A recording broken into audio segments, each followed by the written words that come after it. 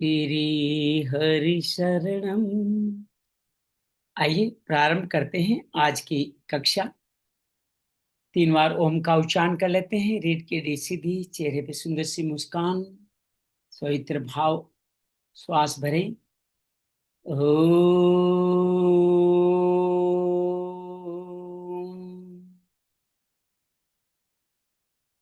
ओम।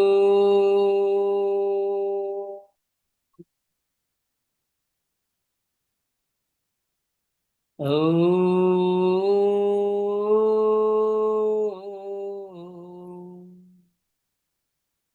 ओम नमो भगवते वासुदेवाय। ओम नमो भगवते वासुदेवाय। ओम नमो भगवते वासुदेवाय। ओम नमो भगवते वासुदेवाय। ओम नमो भगवते वासुदेवाय। ओम नमो भगवते वासुदेवाय। ओम नमो भगवते वासुदेवाय। वसुदेव सुतं देवं कंस चाणूरमर्दनम देवकी परमानंदम कृष्ण वंदे जगद्गुरु। श्री कृष्ण वंदे जगद्गुरु। ओम शांति शांति शांति। आप सभी का अभिनंदन है, स्वागत है। आज हमारे 6 जून से प्रारंभ हुए इस कार्य का आज चतुर्थ दिवस है, जिसमें हम लोग गीता के प्रथम अध्याय अर्जुन विषाद योग पे बातचीत कर रहे हैं।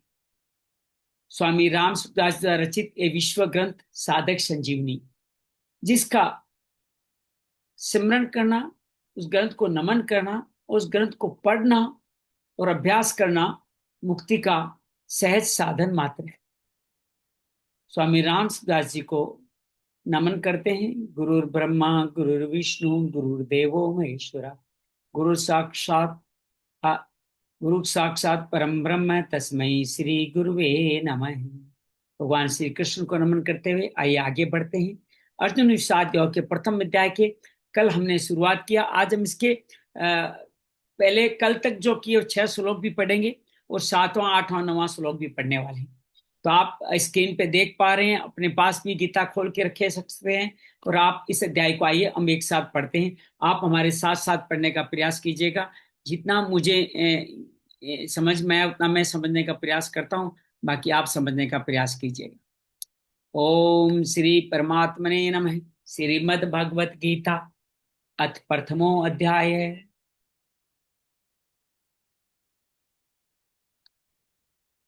ओम श्री परमात्मने नमः। श्रीमद् भगवत गीता अथ प्रथमो अध्याय। धृतराष्ट्रउवाच धर्म क्षेत्रे कुरुक्षेत्रे संवेतायुस्वः माम का पांडवाश्चैव किम अकुर्वत संजय।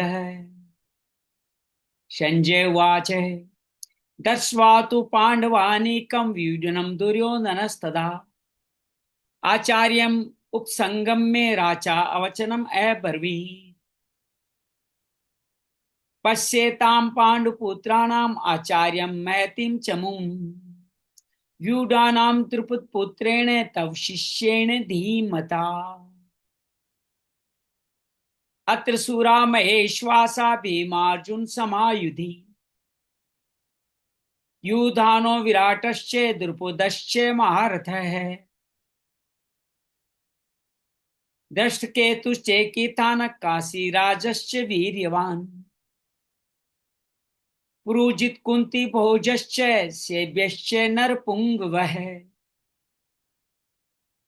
युधामनुश्च विक्रांत उत्तमोजाश्च वीर्यवान् सौभद्रो द्रौपदेयाश्च सर्व एव महारथाः। आज के नए श्लोक। अस्माकन्तु विशिष्टाये तन्निबोध द्विजोत्तम नायिका मम सेनस्य संज्ञार्थं तान् अब्रवीमि ते भवान भीष्मश्च कर्णश्च कर्पश्च समितञ्जयः अश्वत्थामा विकर्णश्च सौमदत्तिस्तथैव च अन्ये च बहवः शूरा मध्यस्थे त्यक्तजीविताः नानाशस्त्रपैर्णा सर्वै युद्ध विशारदाः। तो ये हमने आज के इन श्लोकों को हमने पढ़ने का प्रयास किया। आइए इन तीनों श्लोकों का अब हम लोग भावार्थ के साथ इन श्लोकों का समझने का प्रयास करते हैं। पहले अभी तक की हुई बातों को एक बार रिकेप कर लेते हैं। धृतराष्ट्र युद्ध का आंखों देख हाल सुनना चाहते हैं। वेद व्यास जी की दिव्य दृष्टि के कारण संजय उनको ये भाव सुनाता है। आज मैं जब साधक संजय पढ़ा तो एक और सुंदर भाव पता चला कि देव देव वेद व्यास जी ने संजय को वो दिव्य दृष्टि दी जिसमें योद्धाओं के मन में क्या चल रहा है वो भी संजय देख पाते थे। ये बड़ी अद्भुत बात है। इसलिए संजय इसका जो चरित्र चित्रण कर रहे थे वो बहुत अद्भुत कर रहे थे। यहां हमने देखा धृतराष्ट्र पूछते माम का पांडवाश्चिव, मेरे और पांडु पुत्रों में यही युद्ध का जन्म हो गया, राग द्वेष हो गया, क्या क्या किया जानना चाहते हैं। संजय उनको बताते हैं कि किस तरह से आपके युद्ध में ये कार्य करते हैं। सबसे पहले दुर्योधन के रूप में वो घटना को बताते हैं कि दुर्योधन किस तरह से आप अपने आचार्य के पास जाकर युद्ध की संरचना रचना बताता है। अर्जुन दुर्योधन के पास जाके आचार्य के पास ही क्यों जाता है? क्योंकि वो आचार्य को खास प्रसन्न करना चाहता है। उनको लगता है कि ये पांडवों के पक्षधर भी हो सकते हैं। तो पांडव अर्जुन दुर्योधन इस तरह जाके अपनी बातें उनके साथ रखना चाहता है। और रखते समय कल हमने देखा पांडवों के सेना के विशेष महारथियों के नाम लेता है। ये 11 क्षोणी सेना अपनी, 7 क्षोणी सेना पांडवों की। बहुत बड़ी सेना होने के बाद भी अर्जुन की व्यू रचना के माध्यम से वो भयभीत है। द्रोणाचार्य को बार बार द्रुपद उसके जो शत्रु है और उनके ऊपर धृष्टुम्न जो उधर के प्रधान सेनापति है उनकी याद दिला के उनको उत्तेजित करता है, लेकिन मन में भयभीत है क्योंकि वहां व्यू रचना बहुत सुंदर है। उनके सारे राजा एकजुट है और अर्जुन के दुर्योधन के में लगता है कि उसको स्वयं लगता है कि मेरे यहाँ कहीं न कहीं उभय पक्षी है, अर्थात दोनों पक्षों के समर्थक है, जिनमें वो भीष्म, द्रोणाचार्य, कृपाचार्य, आगे बात करें विकर्ण की बात करता है, शल्य की बात करता है, ऐसे कई महारथी हैं उनके जिनके बारे में वो बात करता है। तो वो फिर यहाँ के एक एक महारथी का चित्रण करता है और बताता है कि किस तरह से सब के सब अर्जुन और भीम के समरूप है, जिसमें वो नाम लेता है द्रुपद का, विराट का, वो नाम लेता है पुरुजित, कुंती भोजस का, युधामन्यु का, सात्विकी का, और लेता है अभिमन्यु का, द्रौपदी के पांचों पुत्रों का। इन सभी को महारथी के रूप में बताता है। सब के सब महारथी अर्थात अनेक लाखों सेनाओं को संचालित करने योग्य उनमें ये कार्य होता है। तो यहाँ तक की घटना पूरे पांडव पक्ष के मुख्य का चित्रण। ऐसा नहीं कि दुर्योधन डर गया, लेकिन वो अपने द्रोणाचार्य को समझाना चाहता, तो उनका पक्ष में लाना चाहता था। अब वो अपनी सेना के कुछ सेना नायकों का नाम इन 7वें, 8वें, 9वें श्लोक में करता है। तो आइए हम आज की साधक संजीवनी की अपनी गाथा शुरू करते हैं। स्वामी रामदास जी नमन करते हुए आइए साधक संजीवनी में जल्दी से आगे बढ़ते हैं। ये सारा कार्य हम बार बार देखते रहे, ये संस्करण बार बार देखते रहे। हम 1 से 11 श्लोक के मध्य में चल रहे हैं जहाँ पे युद्ध की सेनाओं का वर्णन है। तो भगवान कृष्ण को नमन करते हुए आइए हम शास्त्र को प्रारंभ करते हैं। एकम शास्त्रम देवकी पुत्रम गीतम एको देवो देवकी पुत्र एव एको मंत्रस्तश्च नामानि यानि कर्माप्येक तस्य देवस्य सेवा। आइए गीता की इस महिमा को समझते हुए हम आगे बढ़ते हैं और आज के इस कार्यक्रम को प्रारंभ करने का संकल्प लेते हुए। हर गीता का श्लोक पूर्ण है, संपूर्ण है, हमारे जीवन के एक एक श्लोक हमारे कल्याण में सहायक है। तो आइए ओम श्री परमात्मने नमः। श्री गणेश जी को नमन करते हैं। ओम पूर्णमदः पूर्णमिदं पूर्णात् पूर्णं मुदच्यते पूर्णस्य पूर्णमादाय पूर्णमेवावशिष्यते। ओम श्री गणपते नमः। गजानन भूत गणाभिधि सेवितं कपित जम्बू फल चारुभक्षण उमासुतम शोक विनाशकारकम नमामि विघ्नेश्वराय पाद पंकजम। और अब इस तरह से प्रथम अध्याय के जिन श्लोकों का हमने अध्ययन किया उनको देखते हुए हम आगे बढ़ते हैं। किस तरह से दुर्योधन पहले अपने शत्रुओं की अर्थात पांडवों की सेना का विवरण बताता है, उनकी तारीफ करता है। 6 श्लोकों में ये पूरा विवरण दिया गया है, जिसके बारे में हमने अभी सार में बात की। 7वें श्लोक में आकर के दुर्योधन द्रोणाचार्य के मन में द्वेष पैदा कर युद्ध का जोश दिलाने के लिए पांडु सेना की विशेषता बताता है। अब दुर्योधन के मन में विचार आता है कि द्रोणाचार्य पांडवों के पक्षपाती है। जब हम कभी सोच लेते हैं कि वो मेरा पक्षधर नहीं है, विश्वास कीजिएगा वो फिर आपका पक्षधर रह भी नहीं पाता। ये बात समझने की बात है। पांडव सेना की महत्ता सुनकर के हो सकता है पांडव सेना की विशेषता तो संधि क्यों नहीं कर लेता, ये नहीं कह दे तो क्या करता है दुर्योधन? 3 श्लोकों में अपनी सेना की विशेषता बताता है। आइए इन श्लोकों का अध्ययन करते हैं, एक एक अर्थ को भावार्थ के साथ समझने का प्रयास करें। अस्माकं तु विशिष्टाये तान निबोध द्विजोतमे। तान और निबोध 2 शब्द याद रखिएगा, तान और निबोध इन दोनों को अलग अलग पढ़िएगा। द्विजोतमे नायकामं सेनस्य संज्ञार्थम तान ब्रवीमिते। तान ब्रवीमिते। धर्मेंद्र जी का अभिनंदन है, स्वागत है।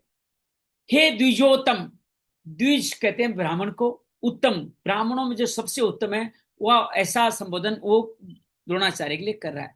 अस्माकम का मतलब होता है हमारे, अस्माकम मतलब हमारा, हमारे पक्ष में, तू का मतलब भी, ये जो विशिष्टा मुख्य, तान निबोध, तान अलग है निबोध अलग है, तान उन पर, निबोध ध्यान दीजिए। आपको ते फिर दोबारा कहता है ते आपको याद दिलाने के लिए, संज्ञार्थम वो कहते हैं आप पहले से जानते हो, संज्ञार्थम याद दिलाने के लिए, मम सेनस्य मेरी सेना के। अब ये देखिए कितना अहंकार है, अपने पिता की सेना नहीं बताता, कौरवों की सेना नहीं बताता, भीष्म पितामह की सेना नहीं बताता, मेरी सेना, मेरी सेना, जबकि वो राजा नहीं था। मेरी सेना के तो जो संजय ने राजा संबोधन किया था वो सही किया था ना, क्योंकि वो अपने आप को राजा ही मानता था और संजय सबके भावों को पढ़ लेते थे, उनको ऐसी दिव्य दृष्टि थी। मेरी सेना के जो नायक है उनको ब्रवीमी, ये ब्रवीमी सभी अब्रवीमी शब्द पीछे आया था, अब ब्रवीमी शब्द के साथ कहता हूं ये बात। तान का शब्द दोबारा आया है, वह उन पर संबोधन था या उनको संबोधन था। तो आइए इसका भावार्थ और समझते हैं। अस्माकम तुम विशेषता ये तन तान निबोध दिव्योतम, उनको आप यहाँ पे देखिए। अब एक बार पहले पश्चिम शब्द आया था, अब आया निबोध। पश्य मतलब द्रोणाचार्य के सामने सेना थी तो पश्य कहा, अब सेना द्रोणाचार्य के पीछे है तो निबोध शब्द कहा है। बड़ा सुंदर निबोध यहाँ पे दिया गया है, इसलिए कह रहे विशिष्ट सेनापति है उनका नाम करता हूं, मैं नाम बताता हूं। हमारे बहुत से सेना नायक है, संज्ञार्थम मैं कहां तक कहूं, केवल संकेत मात्र करूं, आप तो सबको जानते ही है। दुर्योधन ये बताना चाहता है कि मैं कहीं से कमजोर नहीं हूं, इसीलिए उन सब की बातें वो उनके सामने बताता है। और वो जानता है कि वहां धर्मात्मा वगैरह बहुत थे, लेकिन उनका प्रभाव उस पर भी पड़ा। तो इन सभी के बात करने के लिए पांडव की सेना में भी उतनी विशेषता, हमारे पक्ष में जितनी विशेषता उतनी पांडव की सेना में भी नहीं है। ये विचार विस्तृत विवरण करता है, विजय पा सकते हैं ये संभाव लेते हुए। अपने सभी कुरुक्षेत्र के कौरवों के, जिसको एक संत आसुरी संपदा भी कहते हैं, उनका जिक्र करता है। भवान भीष्मश्च कर्णश्च कर्पश्च समितंजय अश्वत्थामा विकर्णस्य सोमदत्तिस्तथैव च। तो भगवान मतलब आप द्रोणाचार्य, आप, और देखो भीष्म से पहले भी उनको संबोधित करता है आप ये संबोधन का भाव अर्जुन से दुर्योधन से सीखिएगा। आपके सामने जितने लोग हैं आप उन सब का विवरण दे रहे हैं, तो सबसे पहले उनका नाम लें जिनको आप संबोधित कर रहे हैं। सबसे पहले उनको सम्मान देना चाहिए ताकि वो सुनने लायक हो जाए, उनकी प्रशंसा हो जाए तो बाकी सब भी सुनने लायक हो जाएंगे। आप द्रोणाचार्य और पितामह भीष्म तथा कर्ण और संग्राम विजयी समितंजय। अब यहां समितंजय का मतलब समझिएगा, संग्राम विजयी कृपाचार्य तथा, च का मतलब तथा, वैसे एव ही वैसे ही अश्वत्थामा उनके बेटे की तारीफ करता है, विकर्ण है और सोमदत्त का पुत्र भरीसर्वा। अब आप भगवान भीष्मश्च आप पिता मैं दोनों विशेष पुरुष आपके सामने कोई टिक नहीं सकता। हालांकि द्रोणाचार्य दुष्ट द्वारा मारे गए थे और भीष्म ने अपनी इच्छा से ही सूर्य के उत्तरायण होने पर अपने प्राणों का त्याग कर दिया। कर्णश्य, अब देखिए कर्मानुसार देखें तो भीष्म के बाद द्रोणाचार्य, द्रोणाचार्य के बाद कृपाचार्य के नाम आना था, लेकिन जिसके प्रति आपका स्नेह है वो आदमी बीच में से कूद के आ ही जाता है। हालांकि कर्ण उसमें युद्ध क्षेत्र में भी नहीं था। आपको अगर कथा संपूर्ण पता ही होगी, भीष्म ने कहा था जब तक ये कर्ण युद्ध क्षेत्र में मैं युद्ध लड़ूंगा तब तक ये युद्ध में नहीं रह सकता। तो कर्ण 10 दिनों तक युद्ध से बाहर रहे थे। 10 दिन तक भीष्म के नेतृत्व में सेनापतित्व में युद्ध लड़ा गया था। तो कर्ण तो बहुत शूरवीर है, वो अकेला ही पा सकता है। कर्ण महाभारत युद्ध में अर्जुन के द्वारा मारे गए थे। कर्पश्य समितंजय है। अब यहाँ समितंजय शब्द में एक शब्द छुपा हुआ है, चिरंजीवी। हमारे ग्रंथों में 8 अष्ट चिरंजीवी की बात की गई है, उनमें से 2 यहाँ इस श्लोक में है। कौन कौन से हैं 2? एक कृपाचार्य है, एक अश्वत्थामा है। तो गीता में बहुत सारे भागवत की ग्रंथ उनकी बातें शामिल है। वो हमारे परम हितैषी है, पांडव सेना प्राप्त। ये 8 कौन से चिरंजीवी है, इसका श्लोक क्या है? अश्वत्थाम बलिर्व्यासो हनुमान विभीषण है, कृपा परशुराम सप्तेति चिरजीविन है। अब यहाँ पे 7 दिया गया, लेकिन बाद में इसमें 8वां मार्कंडे जोड़ा गया, क्योंकि हमारे भागवत में लिखा गया कि मार्कंडे ने प्रलय भी देखी, वो आज भी मौजूद है। जिनका रचा हुआ कौन सा मंत्र है? महामृत्युंजय मंत्र, जिसको हम रोज सुनते हैं। तो जिसका जन्मदाता अमर है, तो वो महामंत्र कितना अमर होगा आप सोच सकते हैं। तो अश्वत्थामा बलि, कौन से बलु? यहाँ बात हो रही है सत्युग की, जहां वामन अवतार लिया गया था। बलि को ऐसा वरदान दिया गया, तुम पाताल लोक में हमेशा शासन करता रहेगा, मैं तुम्हारी सेवा में भी रहूंगा, ऐसा भी कहा। वेद व्यास, हर मनवंतर में व्यास होते हैं और कहते हैं अगले मनवंतर के व्यास अश्वत्थामा होंगे। तो वेद व्यास अमर है, हमेशा चलते रहते हैं। कई युगों में आप उनको देखते आ रहे हैं। आप देखिए जहां महाभारत शुरू हुई कोई पैदा नहीं हुआ था, वहां पराशर मुनि उनके पिता थे, उनके द्वारा उत्पन्न हुए और महाभारत युद्ध खत्म होने तक थे। और बाद में अनेक अनेक ग्रंथों में भी परीक्षित के समय भी उनका आप जिक्र देखते हो, वो आज भी अजर अमर है। श्री हनुमान जी, इनके बारे में हम सब जानते हैं, अजर अमर ही है, ये हमारे बीच हमेशा विद्यमान है। विभीषण, कहीं भी कहीं उल्लेख नहीं आता विभीषण की मृत्यु का। कहते हैं कि आज भी लंका पे विभीषण राम जी का राज चला रहे हैं। और ये महाभारत काल के जो 3 थे, वेदव्यास, कृपाचार्य और अश्वत्थामा। सतयुग के 3 गिन सकते हो, जिसके अंदर बलि का नाम आ गया, और त्रेतायुग के हनुमान विभीषण की बात आती है, और परशुराम को भी त्रेतायुग में गिन सकते हो। तो कृपाचार्य जो इनको शिक्षा देते हैं, कृपाचार्य है जो दुर्योधन के जामाता थे, शायद दुर्योधन द्रोणाचार्य के, माफी चाहता हूँ, हरिओम, दुर्योधन द्रोणाचार्य के मेरे ख्याल से साले थे। कृपी द्रोणाचार्य को ब्याही हुई थी, हाँ साले थे। परशुराम जी जो पंचम अवतार कहे जाते हैं, क्षत्रिय अवतार कहे जाते हैं, उनको सब जानते हैं, और मार्कंडे के बारे में बात कर चुके। ये सारे से 8 चिरंजीवी है। तो यहाँ द्रोणाचार्य भीष्म के बाद दुर्योधन को नाम क्यों लेता है? संग्राम विजय करके प्रसन्न करना चाहता है। उनके यहाँ कोई चिरंजीवी नहीं है, वो भगवान कृष्ण को भी मरने वाला समझता है। 2 अस्त्र शस्त्र कला में निपुण है, और आपसे ही इन्होंने अस्त्र सीखा है, अश्वत्थामा ने। तो उनके किसी के सामने बेटे की तारीफ करो तो पिता खुश होता है। अब यहाँ पे एक और पार्ट को कवर करता है कि वहां बड़े धर्मात्मा हैं, युधिष्ठिर से लेकर के बड़े सारे धर्मात्माओं का जिक्र वहां पे किया गया। अब यहाँ कहते हैं मेरे यहाँ भी धर्मात्माओं की कमी नहीं है।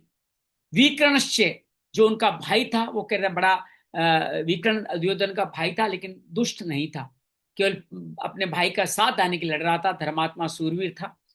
और उसी तरह से उन्होंने नाम लिया है एक और शांतनु, जो उनके पर पिता में उनके बड़े भाई के पुत्र सोमदत्ता के पुत्र भरीशर्मा को भी धर्मात्मा बताया है। इन्होंने बड़े बड़े युद्ध किए। युद्ध में विकर्ण भीम के द्वारा और वृषराज सात्यकी के द्वारा मारे गए थे। भीम के द्वारा क्यों? 100 कौरव पुत्रों को, दुर्योधन के भाइयों को उन्होंने ही मारा था, उन्होंने ये शपथ ली थी। दुर्योधन, ये सूर्य नाम लेने का तात्पर्य है कि आप जैसे सारे महारथी जो सूर्य उनमें नहीं देखने पाते। मेरी सेना में तो 2 चिरंजीव भी है, पांडवों की सेना में एक भी नहीं है। हमारी सेना में धर्मात्माओं की कमी, इसलिए हमारे डरने की कोई बात नहीं है। और इसके अलावा इतने नाम लेने वाला पूरी अन्य सेना की भी तारीफ करता है। 9वें श्लोक को अध्ययन करें। अन्ये च बहवः शूरा मद अर्थे त्यक्त जीविता नाना शस्त्र प्रेरणास सर्वे युद्ध विशारदाः।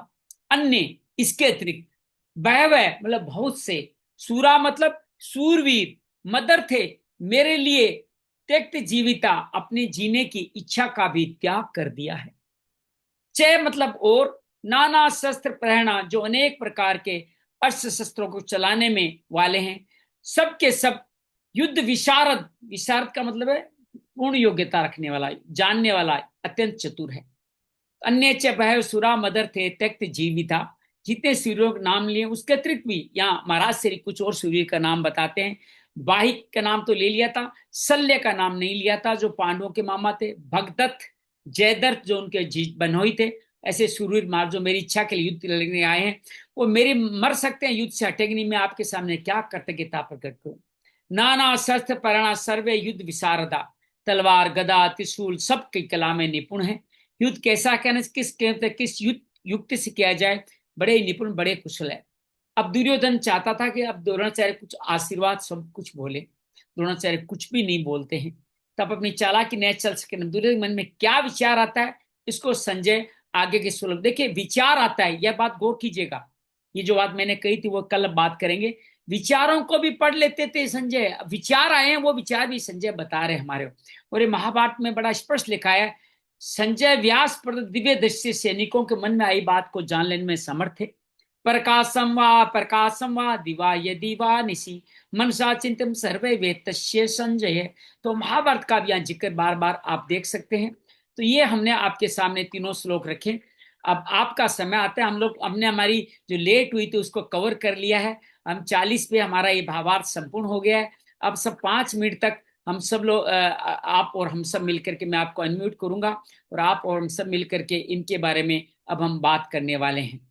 तो आइए उनको आप पढ़ें तो बड़ा सुंदर अनुभव होगा आपको। तो आप और हम पढ़ने का प्रयास करें। मैं आप सबसे अनुरोध करता हूं, तो आपको अनम्यूट करता हूं। जो नए लोग हैं, धर्मेंद्र जी पहले पढ़ें, फिर सरला और फिर अंजलि जी, इस क्रम में हम लोग पढ़ेंगे। तो मैं आपको अनम्यूट कर रहा हूं। धर्मेंद्र जी अगर आप हैं और इन श्लोकों को पढ़ने का भाव रखते हैं तो कृपया अनम्यूट करें अपने आप को। मैं श्लोक आपके सामने लगा देता हूं, अगर आपका पुस्तिका नहीं है तो इसको देखते हुए भी आप पढ़ ही सकते हैं। तो पहले धर्मेंद्र से अनुरोध करता हूं, आप अगर सुन रहे हैं, अनम्यूट कर पा रहे हैं तो अपने आप को अनम्यूट करते हुए इन श्लोकों को पढ़ें।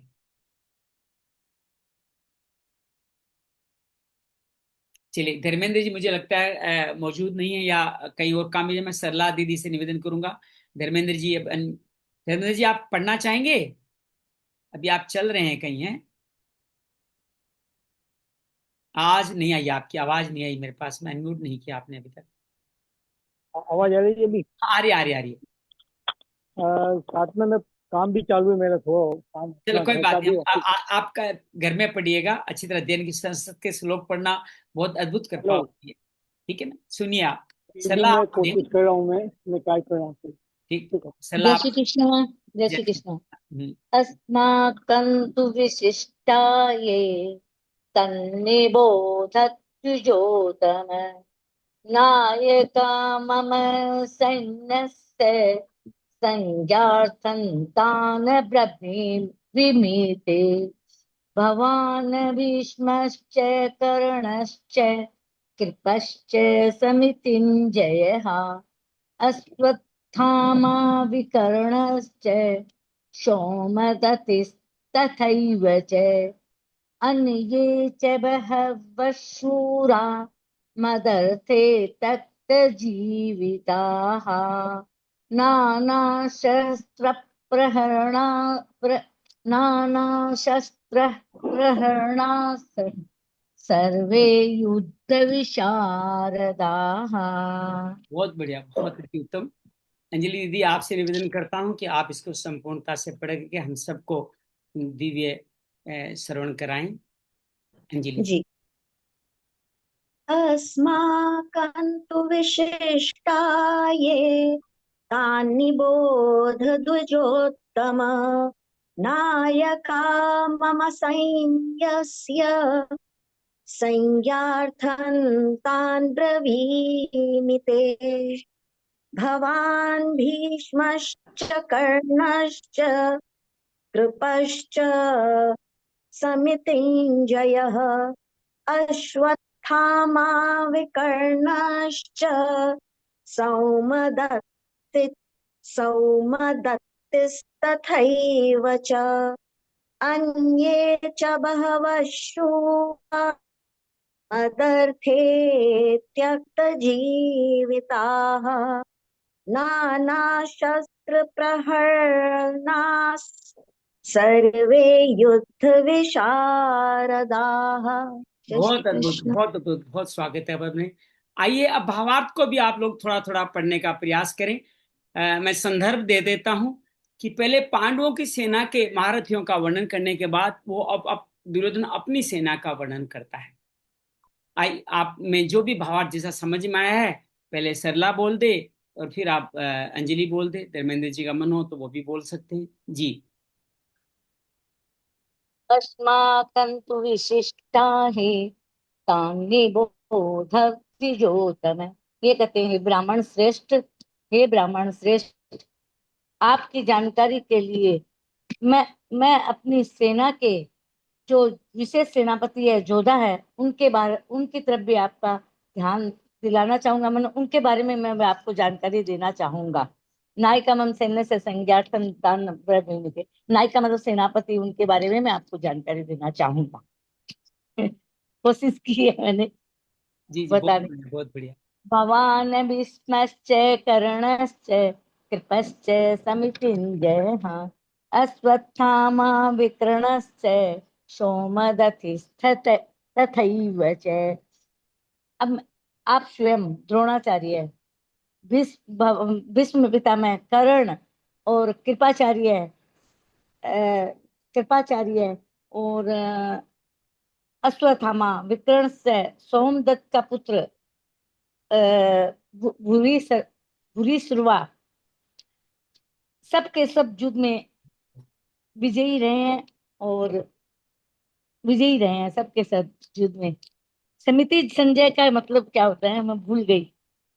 इसमें 8 चिरंजीवियों का वर्णन किया गया है कि हाँ एक कृपाचार्य और अश्वत्थामा दोनों क्या है, चिरंजीवी है। इनके दोनों के बीच में समितंजय यदि लिखा गया है, दोनों हाँ ही चिरंजीवी इसलिए लिखा गया है। हाँ। और 8 चिरंजीवी। अन्य भव शूरा मदर से तक से जीविता नाना शस्त्र प्रहरणा सर्वे युद्ध विशारता। मतलब ऐसे अनेक बहुत से शूरवीर अपनी इच्छा का त्याग करके अपनी इच्छा का त्याग करने के लिए भी तैयार है, और अनेक प्रकार के शस्त्रों से सबके सब युद्ध में चतुर है। शस्त्र सजे हुए हैं अनेक प्रकार से शस्त्रों से, और सबके सब युद्ध में चतुर है और चतुर है। बहुत बढ़िया, बहुत बढ़िया, बहुत सुंदर, बहुत बढ़िया। चलिए अंजलि जी, अब आप बताइए इन तीनों श्लोकों का भावार्थ जो हम 2-3 बार पढ़ चुके हैं। आप इसको अपने शब्दों में कहें। तो इससे पहले के श्लोकों में उन्होंने द्रोणाचार्य जी को अपना सामने पांडवों की सेना के बारे में, वहां पर कौन कौन महारथी हैं उनके बारे में, उनके नाम ले ले करके सब उनके बारे में बताया।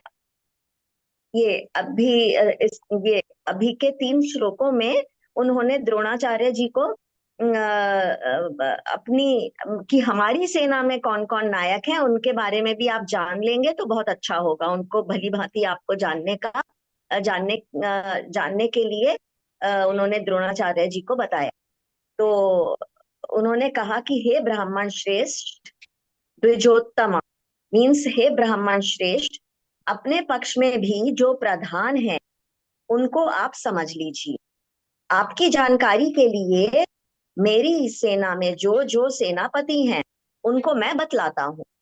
तो उन्होंने सबसे पहले तो द्रोणाचार्य जी का नाम लिया कि एक तो स्वयं आप ही हैं इस सेना में, और फिर उसके बाद में भीष्म पितामह हैं, कर्ण हैं, और संग्राम विजयी कृपाचार्य भी हैं, तथा वैसे ही अश्वत्थामा विकर्ण और सोमदत्त का पुत्र भूरिश्रवा भी है हमारी सेना में। फिर उन्होंने बताया कि इसके अलावा और भी मेरे लिए जो महत्वपूर्ण है वो जिन्होंने जीवन की आशा को त्याग दिया है, जो जीवन की आशा को त्याग देने वाले हैं, तो वो बहुत से शूरवीर हैं, अनेक प्रकार के शस्त्रों से सुसज्जित हैं, और सबके सब युद्ध में बहुत चतुर हैं। ऐसा उन्होंने द्रोणाचार्य जी बहुत को बढ़िया, बताया। बहुत सुंदर, बहुत अद्भुत, बहुत। तो आप और हम अच्छी तरह समझ चल रहे हैं, आनंद आ रहा है ना? ये जो श्लोकों को हम भावार्थ को अंतर्गत कर रहे हैं, ये बहुत अद्भुत है। अभी आपको लग सकता है कि अभी तो मुख्य बात आई नहीं, लेकिन ये भूमिका बहुत अद्भुत है। इस भूमिका के कारण ही गीता का जन्म हुआ। गीता का जन्म क्यों हुआ? क्योंकि ये सब युद्ध हो रहा था, अर्जुन इन सबको अपना समझता है, इसलिए इनके सबके नाम आगे जाके इनका बड़ा महत्व है। अर्जुन इन सब का जिक्र करने वाला है। आइए, आज के मन में कोई सवाल संशय हो तो जरूर पूछने का प्रयास कीजिएगा। जो अभी तक हमने बातचीत की, कोई मन में सवाल है तो पूछें आप। अभी तक हमने जो बात की है, कोई भावार्थ समझ में नहीं आया हो, ये चिरंजीवी याद कीजिएगा, अंजलि जी। और अभी मैं रोज अपने ध्यान के दौरान में इन चिरंजीवियों का भी नाम स्मरण करता हूँ, उनके नाम याद करता हूँ। तो आप भी अपने नित्य साधना में इन चिरंजीवियों के नाम शामिल करें, तो ये अद्भुत काम होगा। क्योंकि वो हमारे आसपास ही हैं, उनका आशीर्वाद हमारे को बहुत सावधानी से, बहुत आसानी से मिल सकते हैं। तो उनका नाम याद कीजिएगा तो बहुत आपको अद्भुत लगने वाला है। तो इनको शुरुआत ऐसे कर सकते हैं आप, वामन से शुरू कर सकते हैं, ऐश्वर्य बलि से, उसके बाद परशुराम से, फिर श्री हनुमान जी से, फिर विभीषण से, फिर कृपाचार्य से, फिर अश्वत्थामा से, और फिर मार्कंडे पे संपूर्ण कर, वेद व्यास, अश्वत्थामा, कृपाचार्य, अश्वत्थामा, मार्कंडे। तो चार को महाभारत काल से जोड़ सकते हो। किन किन को? वेद व्यास, कृपाचार्य, अश्वत्थामा, मार्कंडे। हालांकि परशुराम भी वहां दिखाए गए हैं, याद है आपको? परशुराम का शिष्य कौन था? कर्ण था। तो वहां भी इन चिरंजीवियों की बात की गई, याद कीजिए। परशुराम भी वहां है, परशुराम मौजूद। हनुमान जी ध्वजा पे मौजूद है, वहां हनुमान जी मौजूद दिखाए गए हैं। तो पांच को तो आप, छह को तो महाभारत काल में देख ही सकते हैं। तो वामन, मार्कंडे तो वहीं उसी काल के थे। विभीषण के उनको नहीं दिखाएगा, लेकिन ये सारे के सारे आठों चिरंजीवी है जी। चलिए, हम लोग अंतिम हमारे खंड की तरफ बढ़ते हैं। और अंतिम खंड के दौरान हम लोग आज जो पढ़ा है उसका थोड़ा आंख बंद करके उसका मनन, नित्याध्यास या ध्यान करने का प्रयास करें। तो आराम से सीधासन लगा के बैठ जाइए। सर, जी अ, जी, बोलिए। ये महाभारत की रचना कौन से द्वापर युग में हुई थी? बिल्कुल बिल्कुल, जो ही महाभारत खत्म हुआ, कलयुग शुरू हो गया था। 5200 साल जो महाभारत, द्वापर का अंतिम समय था, अंतिम काल था, अंतिम काल था। कहते हैं भगवान कृष्ण की मृत्यु होते ही कलयुग शुरू हो गया। और परीक्षित के साथ में कलयुग आके अपने रहने की जगह मांगता है, वगैरह वगैरह। वो आगे कभी जिक्र होगा तो इस ग्रंथ में आ जाएगा। तो वहीं से कलयुग शुरू हो तो महाभारत। जी, सतयुग में राम थे, द्वापर में कृष्ण थे, तो त्रेता में कौन थे? त्रेता में राम थे। सतयुग में भगवान के अनेक अवतार बताए गए हैं, जिसमें 24 अवतारों में से अधिकांश अवतार सतयुग में ही हुए हैं। जिसके अंदर आप कपिल का अवतार कह सकते हो, जिसके अंदर वामन का अवतार कह सकते हो, और बहुत सारे। हम आगे बात करेंगे 24 अवतारों की, तो मैं आपको पूरा विवरण से, मैं उनका भी नित्य स्मरण करने का प्रयास करता हूँ। 24 अवतार धीरे धीरे आ जाएंगे, और कहीं न कहीं हम आपके सामने बात, आज हमारे सामने एक अवतार तो वामन के स्वरूप में आ ही गए हैं, जो बलि के साथ बंधे हुए थे।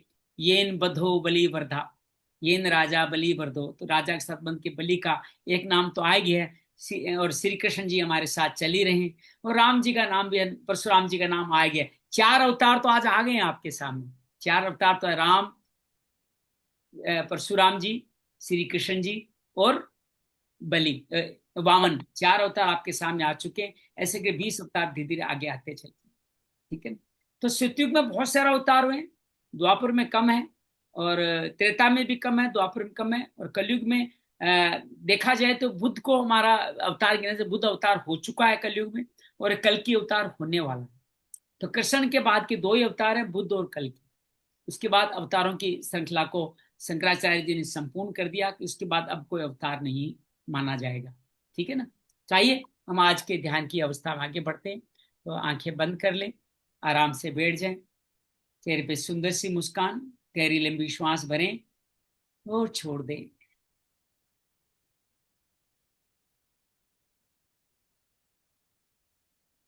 भगवान कृष्ण जो गीता के हर एक पक्ष में है,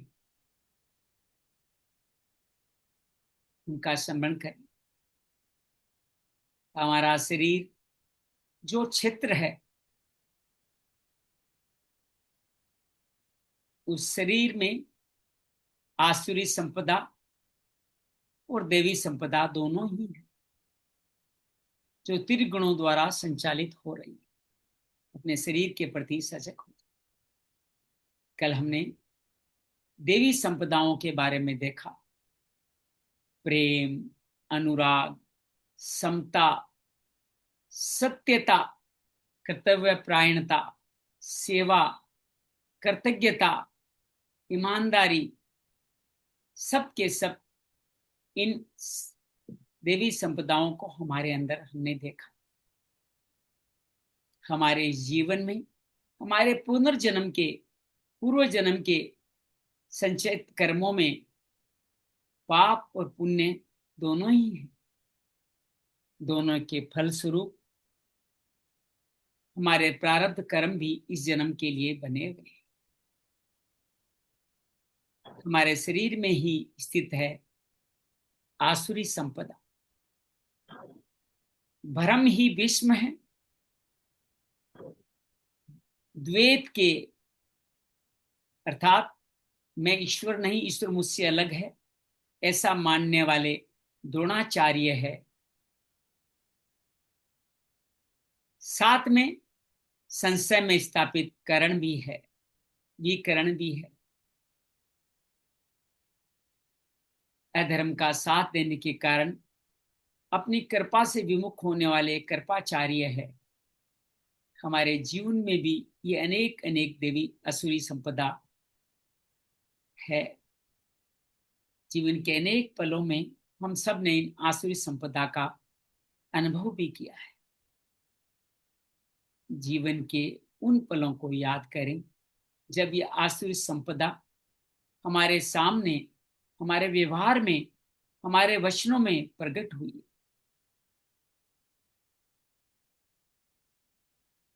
काम, क्रोध, लोभ, मद, मोह, मत्सर, ईर्ष्या, ये सब के सब आसुरी संपदा के ही सेना नायक है। जीवन में जब जब इच्छाओं ने सताया, उन पलों को याद कर। हम जानते थे हमारे लिए अहितकर है, फिर भी उन इच्छाओं के जंजाल में हम फंसे। इंद्रियों के सुख में, विषयों के सुख में हम नए ऐसे कर्म बनाते गए जो जन्मों का कारण बन रहे।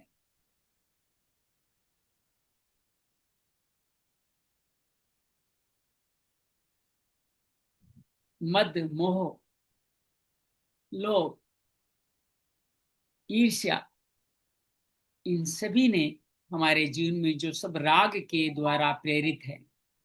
ईर्ष्या द्वेष्या से प्रेरित है। मत्सर प्रेरित है ईर्ष्या से, द्वेष से। तो राग और द्वेष के ही या परिवार है। राग, मद, मोह, लोभ जगाता है। द्वेष, ईर्ष्या, मत्सर और क्रोध जगाता।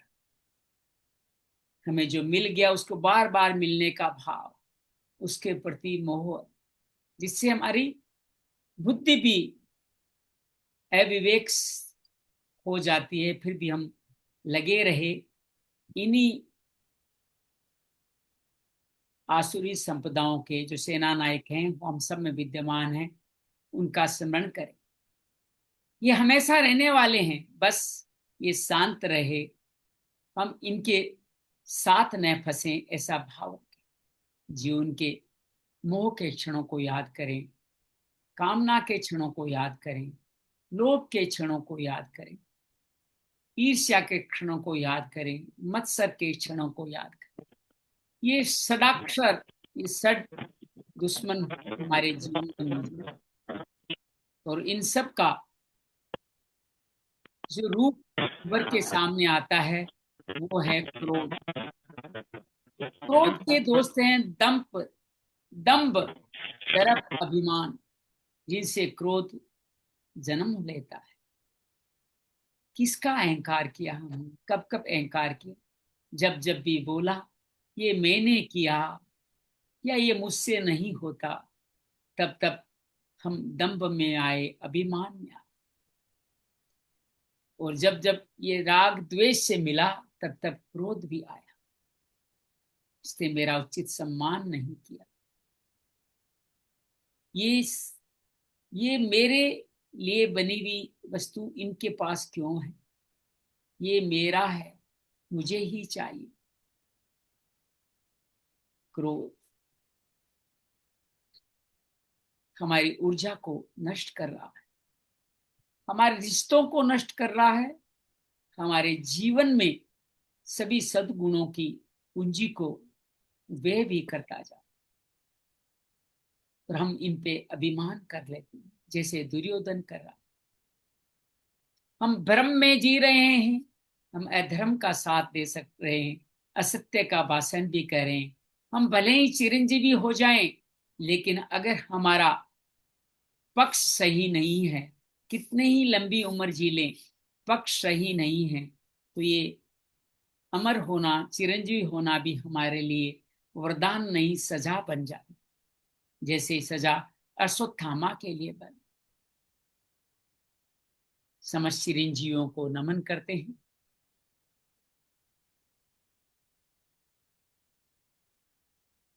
बलि, परशुराम, श्री हनुमान, विभीषण, व्यास, कर्पाचार्य, अश्वत्थामा, मार्कंडे, सभी चिरंजीवियों को नमन करते हैं। उनसे प्रार्थना करते हैं हमारी आसुरी संपदा शांत रहे, हमारी देवी संपदा धर्म सत्य के मार्ग में आग प्रशस्त होती रहे, ऐसा हमें आशीर्वाद प्रदान कर। तथास्तु।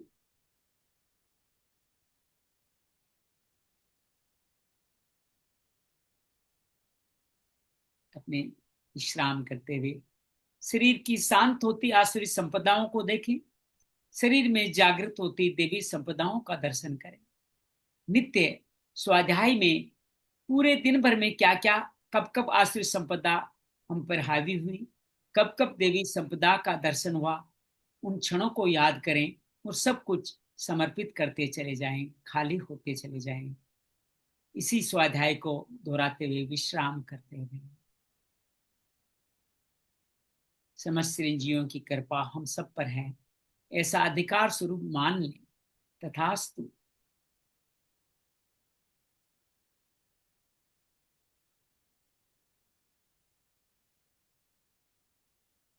योगेशं सच्चिदानंदं वासुदेव व्रज प्रियं धर्म संस्थापकं वीरं कृष्णं वंदे जगद्गुरु। श्री कृष्ण वंदे जगद्गुरु। ओम शांति शांति शांति।